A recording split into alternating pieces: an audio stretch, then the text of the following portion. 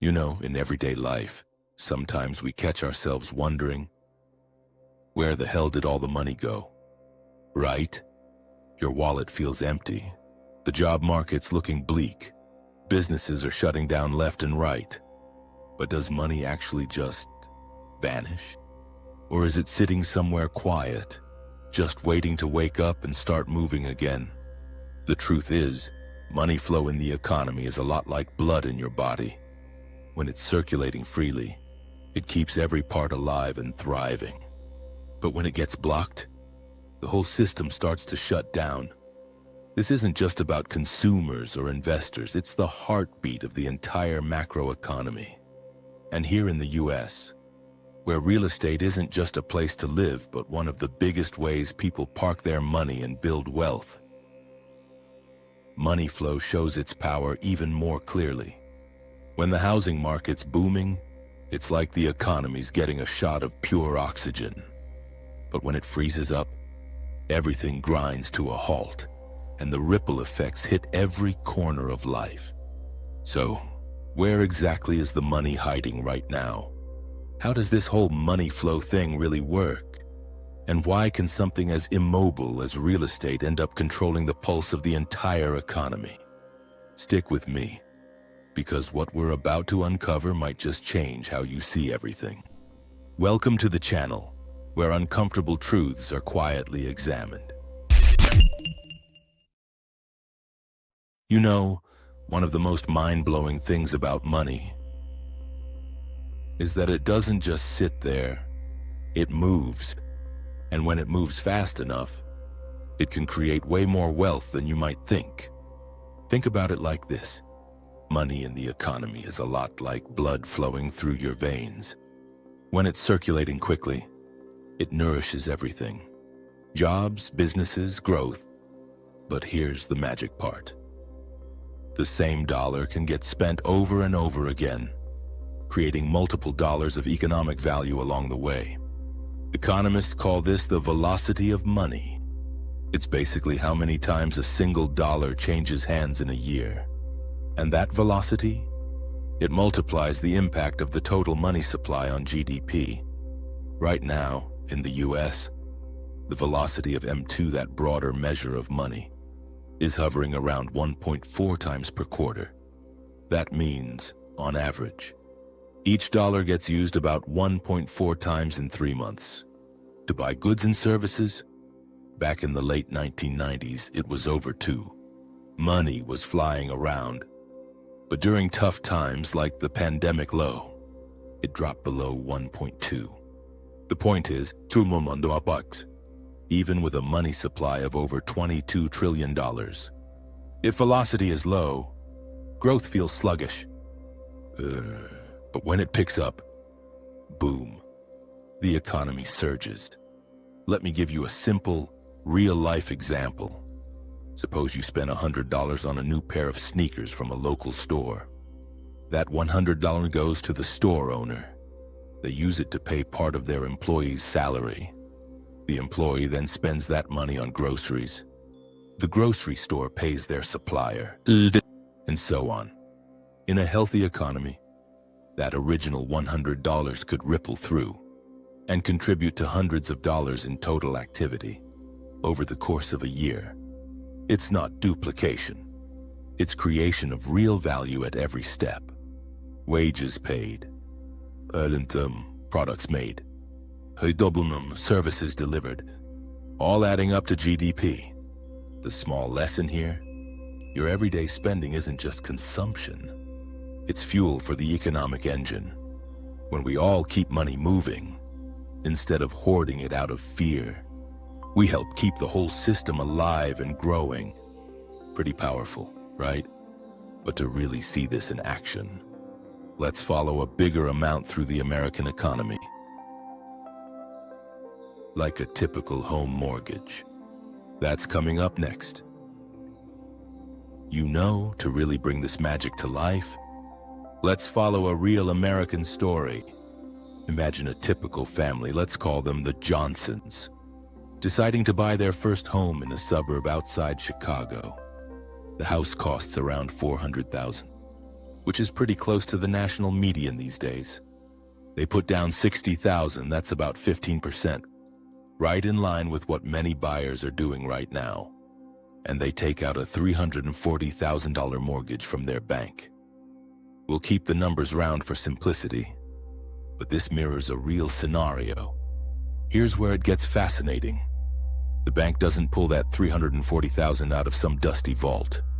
They create it digitally right there in the Johnson's account. Suddenly, the seller, a home builder, has $340,000 more to work with. They use it to pay contractors for finishing other homes. Those contractors pay their crews, electricians, plumbers, carpenters, who then take their wages and spend on groceries, car repairs, or a family vacation. The grocery store orders more stock from suppliers. The auto shop buys parts. The hotel pays staff, and on it goes. That original $340,000 ripples out, getting spent again and again. It funds materials like lumber and steel. It covers permits and local taxes. It boosts sales at furniture stores when the Johnsons furnish their new place. In a strong economy, that single mortgage could easily multiply, contributing to several times its value in total GDP as it circulates through jobs, services, and consumption. Think about the 2000s housing boom. Millions of mortgages like this fueled massive growth. Construction jobs exploded. Retail surged. Even tech benefited from wealth effects. None, but flip it. During the 2008 crash, when mortgages dried up and people stopped spending, that circulation slowed dramatically. The whole chain suffered. The small lesson here? Buying a home isn't just a personal milestone.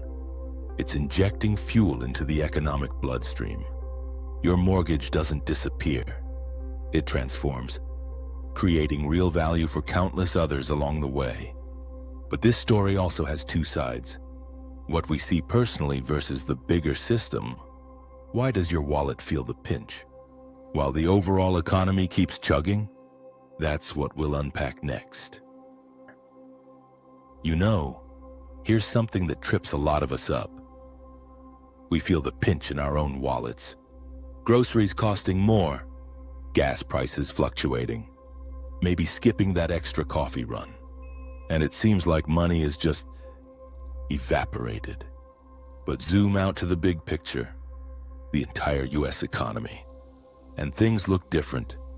The system as a whole might still be growing, jobs getting added, companies reporting profits.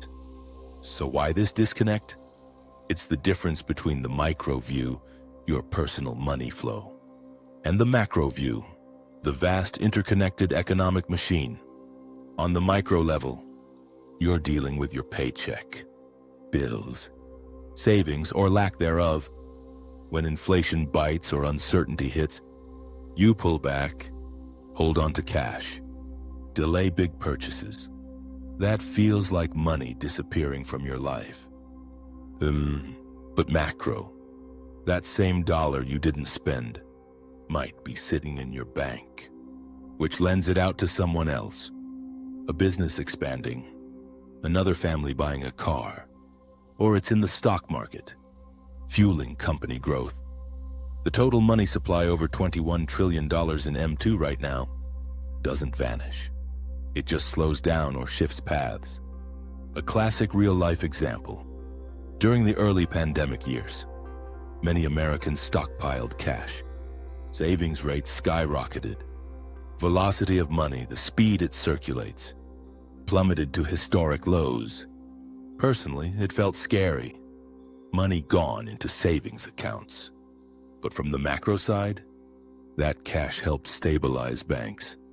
And when stimulus hit, it flooded back out, powering one of the fastest recoveries on record. Retail boomed. Stocks soared. Your caution on micro became fuel for macro growth later. The small lesson here: don't confuse your personal snapshot with the whole economy's movie. It's easy to feel broke while the system hums along, or vice versa. Understanding both views helps you make smarter decisions, like not panicking and hoarding forever.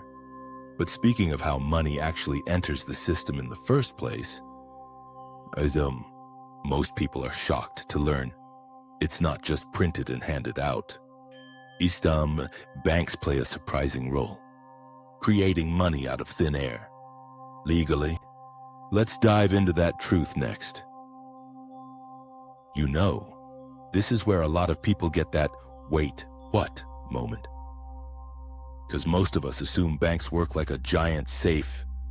You deposit money, they lock it away, and only lend out what's already there. But the truth? Banks create new money every time they issue a loan. It's shocking at first, but it's the surprising engine behind modern credit. Here's how it really works in the US.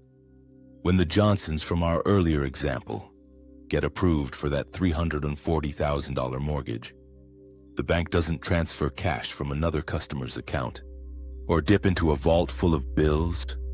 Instead, they simply credit the Johnsons' account with $340,000 new digital money, created right then and there. This is called fractional reserve banking, though these days, the fraction part is a bit of a legacy term. Back in the day, banks had to hold a percentage like 10% of deposits as reserves, but since 2020, the Fed has set the required reserve ratio to 0% for most accounts. Banks still hold plenty of reserves for safety and liquidity. But the key is, lending creates money. That new $340,000 enters the economy, gets spent on the house, ripples through contractors, suppliers, and beyond. Just like we talked about, and the broader money supply M2, which includes checking, savings, and more, sits around $22 trillion these days. A huge chunk of that, born from loans like this, real-world proof. During the housing boom of the mid-2000s, easy credit creation fueled massive money growth, until it overheated and crashed in 2008. On the flip side, when banks tightened lending post-crisis, money creation slowed, and recovery dragged. The small lesson here? Credit isn't just moving existing money around. It's expanding the total supply, powering growth when done right, but risky if overdone. Understanding this demystifies why loans feel abundant one year and scarce the next. But sometimes, governments step in deliberately to pump up that money creation. Like with those massive stimulus packages during tough times. We'll look at how that played out in the US next. Sometimes governments have to step in big time to kickstart that money creation we just talked about. And there's no better real-world example than what happened here in the US during the COVID crisis. When the pandemic hit, lockdowns shut down huge parts of the economy overnight. People lost jobs, businesses closed, and money velocity, the speed it circulates, plummeted to historic lows, dipping below 1.1 for the first time ever. It felt like the bloodstream was freezing up. To prevent a total collapse, the government rolled out massive relief packages, totaling around $5 trillion across several rounds. The biggest one? The American Rescue Plan in early 2021, a $1.9 trillion shot in the arm. That included direct checks, up to $400 per adult, plus more for kids. Millions of families got that money straight into their accounts. And what happened next was dramatic. People started spending on everything from TVs and furniture to home improvements and cars. Retail sales spiked, record jumps month after month. The stock market roared back, with companies like Apple, Amazon, and Tesla posting huge gains as consumer demand surged. GDP bounced back faster than almost anyone predicted. One of the quickest recoveries on record. That stimulus didn't just create money through banks. It flooded the system directly, got velocity moving again, and multiplied value as dollars changed hands rapidly. But it wasn't perfect. Some of that spending fueled bottlenecks and price pressures later. The small lesson here: government stimulus can be a powerful tool to unclog the economic arteries when private spending freezes out of fear. Done right, it revives circulation and growth. But timing and scale matter. Too much, too late, and you risk overheating. Of course. The flip side is just as scary. What happens when fear wins and everyone stops spending altogether? That's the real danger zone, known as a liquidity trap. We'll explore that next. You know, this is the scary flip side of everything we've been talking about. When the money flow we've described suddenly stops or slows to a crawl, it's called a liquidity trap. A situation where people and businesses hoard cash out of fear. Interest rates are already near zero, and even massive stimulus struggles to get things moving again. The circulation we rely on, it grinds to a halt. Like blood clotting in the arteries, the whole economic body starts to suffer. Jobs vanish, businesses close, growth flatlines, and the worst part? It can feel like there's plenty of money out there. Trillions in the system, but it's just stuck. A prime American example is the aftermath of the 2008 financial crisis. After the housing bubble burst, fear gripped everyone. Banks stopped lending freely. Consumers pulled back hard, cutting spending, paying down debt, hoarding cash. Velocity of money plunged, staying low for years, even with the Fed slashing rates to zero and pumping trillions through quantitative easing. Recovery was painfully slow. Unemployment lingered high. Home values stayed depressed, and it took nearly a decade to feel normal again. More recently, we've seen echoes in parts of the market, like the repo market volatility and reserve tightness that popped up in late 2025. Rates hovering in the mid 3% range, yet whispers of blockages as banks get cautious, and some sectors slow spending amid uncertainty. The small lesson here? Fear is the real killer of money flow. When we all tighten our belts at once, out of worry about jobs, prices, or the future, we unintentionally make the problem worse for everyone. A little prudence is smart, but collective hoarding? It starves the economic engine we all depend on. But fear doesn't win forever. Often, what breaks the trap is something deeper. Confidence. The belief that tomorrow will be better. That spending today will pay off. That's the true spark that gets money moving again. Let's explore why confidence is everything next. You know, when things get shaky, markets tumbling, jobs uncertain, geopolitical tensions rising, money doesn't just sit still. It runs. It flees to places that feel safe. This is called a flight to safety, and it's one of the most powerful forces in tough economic times. Instead of chasing risky stocks or big spending, people and institutions pull cash out of volatile assets and park it in havens that hold value, or even gain, when everything else feels like it's crumbling. In America, classic safe spots include gold, U.S. Treasury bonds, especially longer-term ones, and cash-like holdings. More recently, some folks have turned to Bitcoin as a digital gold, a dramatic real-life example.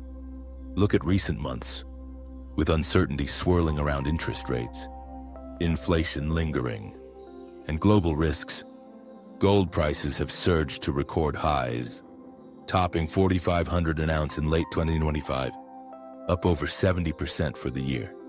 Investors piled in, seeing it as the ultimate hedge. Meanwhile, U.S. Treasury bonds saw strong demand, pushing yields down at times, as people sought the unbreakable backing of the government. Even with 10-year yields hovering around 4.2% lately, longer-term bonds became go-to spots for preservation. Bitcoin. It had its moments as a perceived safe haven earlier, but in true stress tests, it often moves with risk assets, dipping when stocks do. The small lesson here? Money hiding doesn't mean it's gone.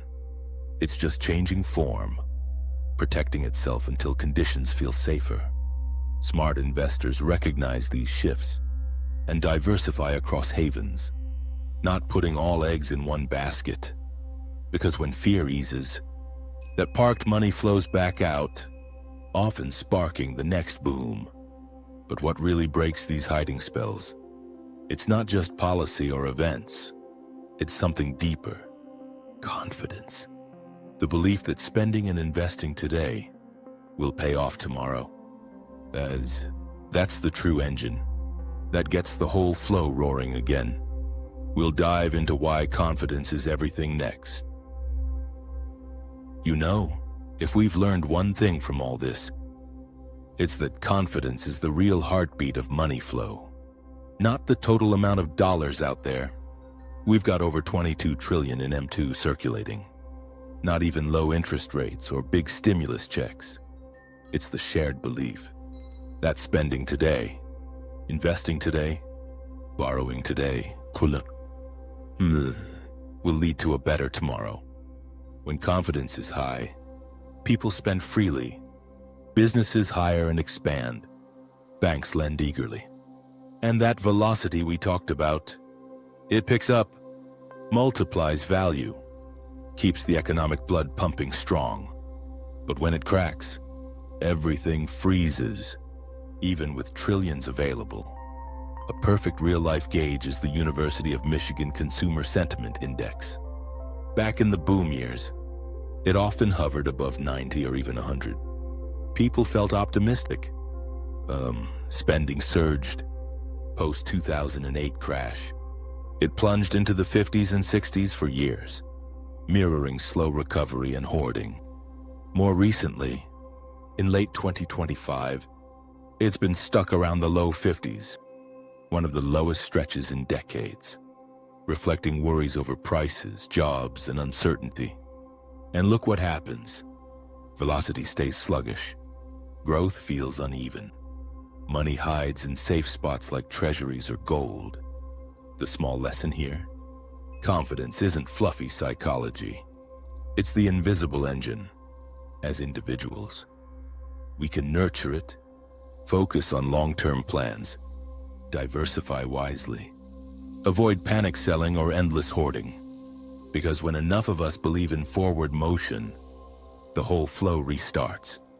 And nowhere is this more dramatic in America than with real estate, our biggest wealth builder and money magnet. How it booms the economy or freezes it solid, and what practical steps we can take forward. That's our final deep dive next. You know, to tie everything together, real estate in America acts like a massive dam controlling money flow. It doesn't just provide homes. It shapes how trillions circulate through the economy. For most middle-class families, home equity forms the biggest chunk of wealth, often around 25–30% of total net worth in recent years. The median home price hovers around $410,000 lately. And when prices rise steadily, it creates a powerful wealth effect. People feel richer, spend more on renovations, cars, vacations. Velocity picks up. Businesses thrive. Jobs multiply. During booms like the post-pandemic surge, housing pulled money in like a magnet, fueling construction, furniture sales, local taxes, even stock investments from home equity loans. But when it freezes, like we've seen in recent years, with 30-year mortgage rates around 6%, affordability strains, many lock in low rates from years ago and stay put. Inventory stays low, sales slow, prices grow sluggishly or even dip in some markets. The dam holds back the flood. Money hides, Circulation slows, and the ripple effects hit everything from retail to jobs. Look at the 2008 crash. The dam burst. Prices plunged. Wealth evaporated. Spending froze, leading to the Great Recession. Today, with growth cooling to low single digits, and some regions seeing declines, we're in a holding pattern, not crashing, but not booming either. The small lesson here? Real estate amplifies everything. Your personal decisions affect the whole flow. Don't over-leverage in bubbles, but don't sit out forever either. Practical ways forward. Diversify beyond heavy real estate reliance. Build that 401k, emergency fund. Maybe REITs for exposure without the hassle. Shop rates carefully if buying or refinancing. Consider longer-term confidence over short-term fears. And remember, keep your own money moving wisely. So, we've journeyed from that single dollar multiplying value through credit creation, stimulus shocks, blockages, hiding spots, and the power of confidence, all the way to how housing dams it up or lets it rush. The big takeaway? Money doesn't vanish. It flows, multiplies, or hides, based on how we all act together. Understanding this gives you real power to navigate tough times, build wealth steadily, and even help the bigger economy thrive. If this opened your eyes at all, hit that like button, share it with someone wondering where the money went, and subscribe for more no BS breakdowns like this. Drop a comment. What's your biggest money flow worry right now? I'll see you in the next one. Thanks for sticking with me.